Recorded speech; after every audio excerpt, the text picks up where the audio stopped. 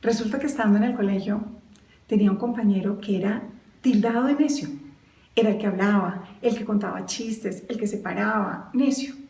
Un día estando en el laboratorio de química con pipetas de gas al lado, se le ocurrió prender un fósforo y armó un incendio. Esto causó una revolución total porque tocó evacuar a todo el colegio. Para nosotros, el héroe logró que capáramos clase, el único que lo había logrado. Pero ¿qué pasó con él? De niño necio terminó siendo el niño malo. Ya más adelante en el ejercicio de mi profesión, vinieron a contarme de un chiquito que igualmente no se quedaba quieto, pero era agresivo, le pegaba a sus compañeros y lo peor, le habían regalado un perrito y lo había abrazado con tanta fuerza que lo había matado. Definitivamente ese niñito estaba mal de la cabeza. ¿De qué me di cuenta yo? Reflexionando desde mi infancia y adolescencia hasta ahora, que siempre he estado en la mitad. La mitad porque soy la segunda entre dos hermanos. La mitad porque siempre he estado entre las discusiones de mis amigas o compañeras. Y en la mitad ahora en el ejercicio de mi profesión, en donde lo que he buscado es que entender lo siguiente. ¿Cuáles han sido las necesidades de esos niños? ¿Qué sienten? ¿Qué piensan? ¿Qué desean? ¿Para qué hacen lo que hacen? Pero no solamente ellos, sino también los que lo rodean, sus padres, qué sienten, qué hacen, qué han hecho. Las directivas lo mismo y sobre todo qué se gana y qué se pierde actuando de una manera o de la otra.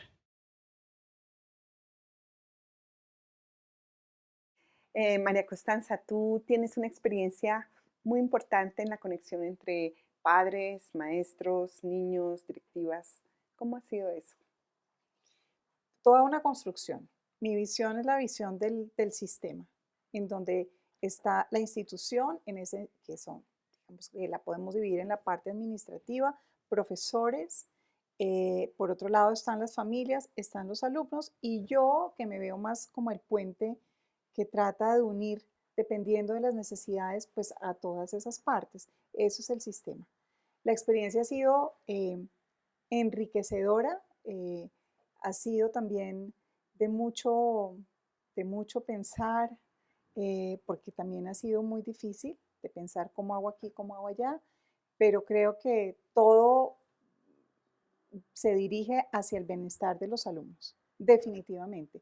Todo este sistema está construyendo, conviviendo, coexistiendo para el bienestar de los alumnos, que es su buena formación. Yo creo que pues, existirán muchos tipos de alumnos y a lo mejor la exigencia de alumnos específicos, de algunos que dicen necesito una atención mayor, es como los temas que de pronto pues serían muy interesantes mirar cómo es que tú los has conectado, cómo ha sido tu puente en esas situaciones.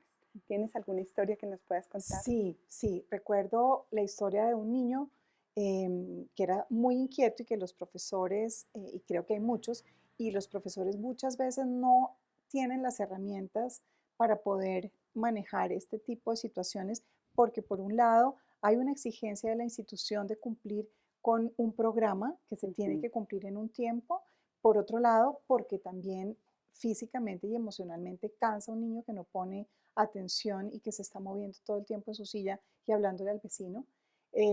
Y este caso era un niño de ese estilo, en donde la familia exigía y le exigía a la institución, a la escuela, que hicieran todo y a que el niño más o menos no lo regañaran porque el niño era así. Esto también, aprovecho para hacer aquí un paréntesis, viéndolos enfrentados en la educación a unos padres que son hiperpaternalistas, donde tiene todo que ser bueno para los niños y casi que a los niños no los regañen.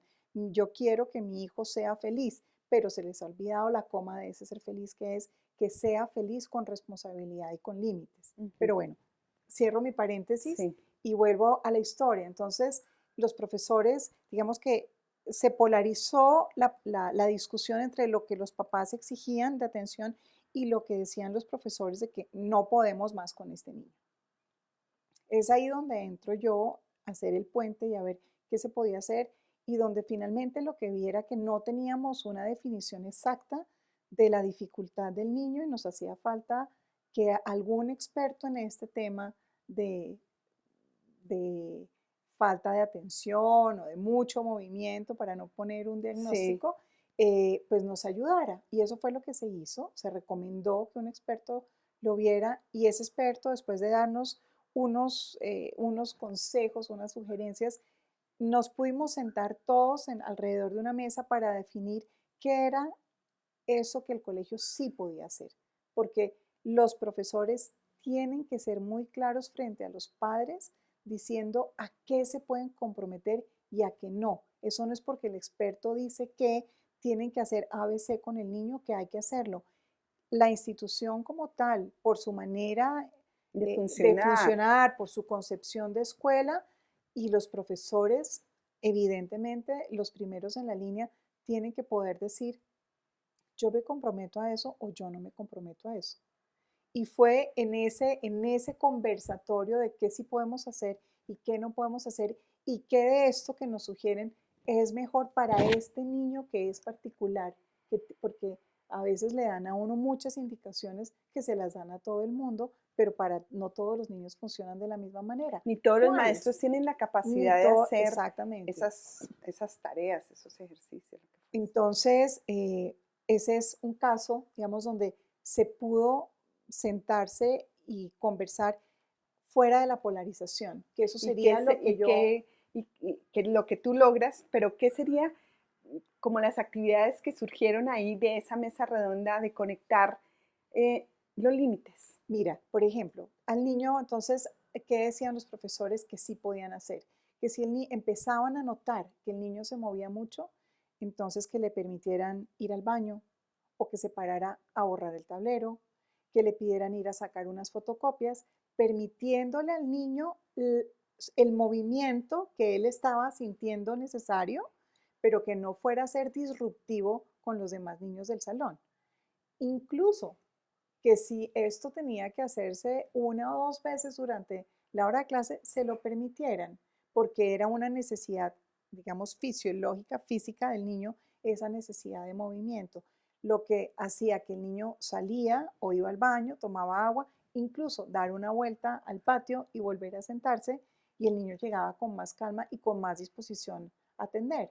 Digamos que hay, Otro tipo, perdóname, sí, también que se les ha sugerido, eh, tratar de encontrar estrategias donde los niños, o este tipo de niños, por ejemplo, sean mucho más participativos, en donde no tenga que ser copiar, mirar al tablero y copiar, mirar al tablero y copiar, sino a veces discusiones donde estos niños de pronto son mucho más verbales, son mucho más fuertes verbalmente que por ejemplo, a nivel escrito. Entonces, ¿cómo puedo yo darme cuenta que este niño sí está aprendiendo si yo le permito que él me cuente verbalmente y no que pase por la escritura? perfecto. Y ¿Sí? eso, digamos, en relación a la labor que hace la escuela, el maestro y tú como puente con lo que toca dentro del colegio. Pero aquí veo que la potencia también está en oír a los papás. Porque fíjate que qué pasó con los papás, cómo impactó esa, mejor dicho, esa modificación de estrategias en el aula en la conversación con los padres. Pues mira, modifica todo, porque los padres finalmente llegan con una angustia, que de pronto uno, psicólogo, está dispuesto a oírlo.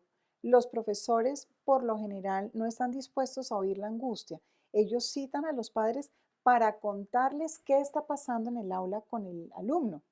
Y los papás, pues, los padres de familia a veces se llevan, pues, un baldado de agua fría, No esperan ¿sí? esa No están información. esperando Sí. o no quieren ser llamados a oír lo que ellos ya presienten que les van a decir Ujú. y evitan. Entonces, se llega en una tensión y yo lo que le sugeriría a los maestros es que antes de decir lo que tienen que decir, escuchen a esos padres. Por ejemplo, que les hagan la siguiente pregunta. Bueno, ¿cómo han visto en este año o en este bimestre o en este trimestre a su hijo? ¿Hay algo que a ustedes les esté preocupando en casa con él? ¿Cómo lo ven en su relación frente al colegio? Y una vez que los papás pueden expresar, y decir, no, nada, y estamos súper sorprendidos de que nos llamen, bueno, yo les quiero contar qué es lo que nosotros estamos viendo, porque definitivamente los niños no son siempre el mismo. Ellos son una cosa en el colegio y son otra cosa en su casa, donde están tranquilos, donde hay toda la tranquilidad y toda la confianza con su papá y su mamá. O hay otras cosas. O hay otras cosas, ¿sí? Cuando piensas en esas estrategias que podrían desarrollar los maestros en las conversaciones con los padres, ¿tú qué piensas en relación a todo al universo que tienen los padres que saben, que muchas veces quedan en silencio, son cosas que la escuela no sabe? ¿Qué labor tiene el maestro en relación a esos conocimientos, a esa sabiduría que tienen los padres de sus hijos? ¿Cómo podría ser? ¿Cómo podríamos conectar ese conocimiento? En la escucha, definitivamente es en la escucha. Si el maestro se sale un poquito de su posición de que el niño me tiene que cumplir con estas funciones y yo le voy a contar a la familia que no las está cumpliendo, y dice, oiga, vamos a conocer a la familia un poco más, ahí ya eso cambia, porque la familia se va a sentir también escuchada y no que está señalada por ser malos padres, que es el temor que que tenemos los tenemos papás, todos los ¿sí? papás. Que nos digan qué mala madre o qué mal padre eres. Sí. En un mundo donde hoy en día, que es la lucha, digamos, de las mujeres, ¿qué es lo que debo hacer? Quedarme en casa, salir a trabajar, pero entonces los niños, sobre todo las mujeres, ¿no? Donde mamá y papá tienen que trabajar, donde el tiempo para compartir se hace menor y estamos llenos de culpa los padres. Si a eso le sumamos el que vamos al colegio y los profesores nos dicen que somos, no nos lo van a decir directamente, pero nos hacen sentir o entender que somos malos padres porque pronto no hemos firmado la libreta en el momento que es, pues eso inmediatamente crea una distancia con el maestro. Si el maestro oye al padre de familia, yo creo que ahí se gana un terreno muy grande. ¿Y no te parece que también el maestro puede sentir la misma angustia de sentir que no es tan bueno? Es decir, Claro. que también llegan los papás y van a ver todo lo que... Es decir, es como si en el entorno del hacer existiera siempre como una disciplina que no permite mira, ver... Sí, yo creo que eso es como una característica de nosotros los seres humanos y son nuestros egos, y es que a mí me estén calificando si soy bueno o malo. O sea, ya sea el papá, ya sea el profesor, ya sea el profesional que sea. Casi que es, bajémonos, Quitémonos ese miedo, sí. que yo tengo un conocimiento, yo maestro tengo un conocimiento del aula. Entonces, tengo una experticia. Tengo una experticia y tengo una mirada hacia ese alumno. No es la única y verdadera, es mi mirada, punto. Y venga, conjugamos, papás, que ustedes también tienen una mirada de su hijo. O sea, que es mucho más constructivo que no sé, no encuentro ahora la palabra, pero construye más hacia el futuro de ese niño, hacia el bienestar de ese niño, incluso la autoestima de ese niño. Pero tenemos que bajarnos como de esa necesidad de que nos estén calificando o ese miedo de que nos estén calificando como buenos o malos. Sí, es como abrir un espacio de reconocimiento donde la labor quizás tuya de ser puente es precisamente descubrir que todos estamos aprendiendo de todos. Exacto. Todos tenemos algo que decir. Hasta el niño, el maestro, y el niño. padre. De hecho, un consejo para los maestros, porque es algo que hacemos en mi institución, y es que en las reuniones, cuando hay que definir qué se va a hacer, se invita al niño y se le cuenta por qué estamos ahí, que estamos ahí por él, porque creemos en él y porque queremos ayudarle a él en su necesidad, que ojo, no siempre es académica. Muchas veces también es una necesidad emocional.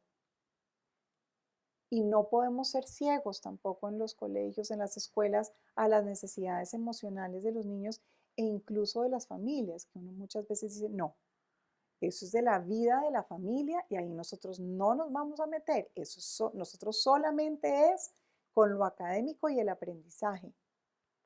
Pero ¿cómo vamos a desligar esas dos cosas? Eso es imposible.